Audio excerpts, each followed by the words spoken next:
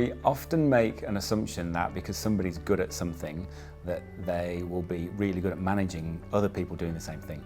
And that's really not necessarily true, I think, from my experience, certainly.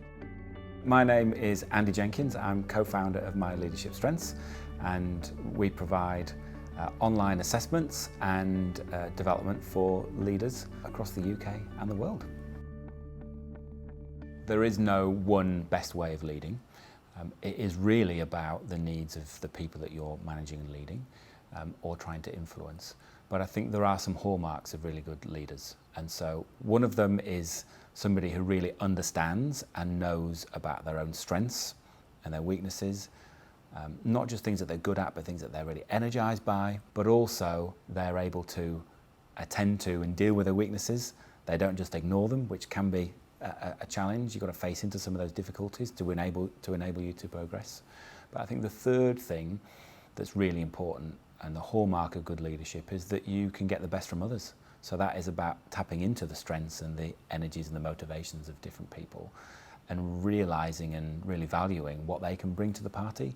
You don't need to be good at everything as a leader, and actually that's quite refreshing and helpful. If you've got that kind of respectful mindset around actually other people can make choices about whether they want to work for me or not. And there's the old adage that people don't leave organisations, they leave managers. I think that is true to a large extent.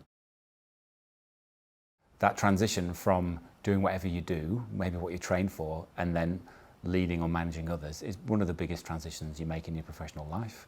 But interestingly, people aren't always well supported to make that transition. So I think some research to show that leaders receive training usually quite a few years after they first start leading and managing others.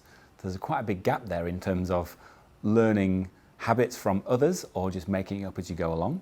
And so sometimes there's a really important role for training and development, whether that's short bite-sized things or whatever, to help just to reflect and think about you as a leader. What do people need from you, and what kind of leader do you want to be?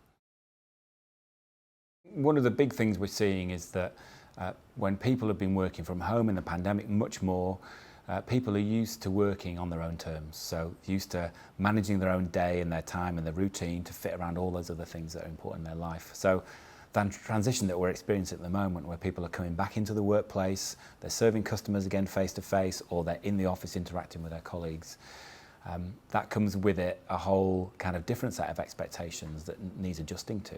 In some ways, it's more challenging dealing in this hybrid world where you're in this unique position where you've got to manage the challenges of productivity and delivering great service and running your organisation, but also people have got used to this level of flexibility and choice about what they do and where they do it and how they do it.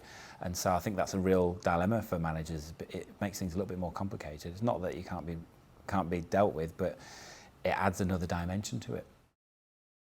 The workshops we've designed for leaders to have a really valuable time out of their day job and to really spend focused time on themselves, using some good reflection, being able to think about some of the key challenges and how others might have been able to overcome them is I think really important, but also being able to challenge yourself about actually what is it that people really need from me and how might that be different from what I think they need. One of the things that people often think as a leader is that I need to manage my productivity and and try and work harder to deal with some of the challenges.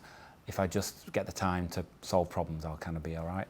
And actually what we're seeing is more and more challenges for leaders are more complicated, more complex, more difficult to solve.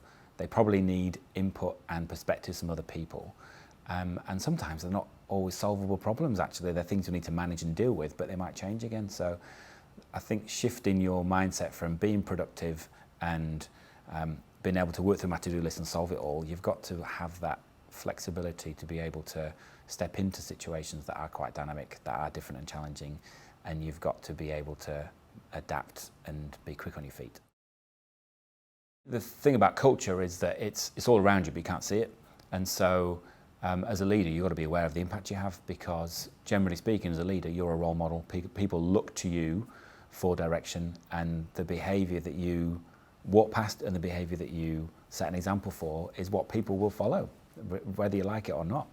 And particularly when you get back in the workplace, people take note, perhaps more so than they might have done in a home working situation, or where people have been socially distanced. You're in a room and you're getting back to business, and so now is a really good time to stop and reflect on what is the impact that I really want to have. We know that leaders have a really big role to play in driving culture, but culture is really only in service of what you want to achieve. So as a business, what is it you're trying to focus on? If you're coming out of a survival mode and trying to deal with things day to day, you need to be looking a little bit further ahead and thinking about what are the behaviours, what's the culture, how do I as a leader want to set the tone for how we want to work in this organisation, and what does that mean for how we want to achieve things, because those things might not be the same as what we had a year or two ago. Things have probably shifted a little bit.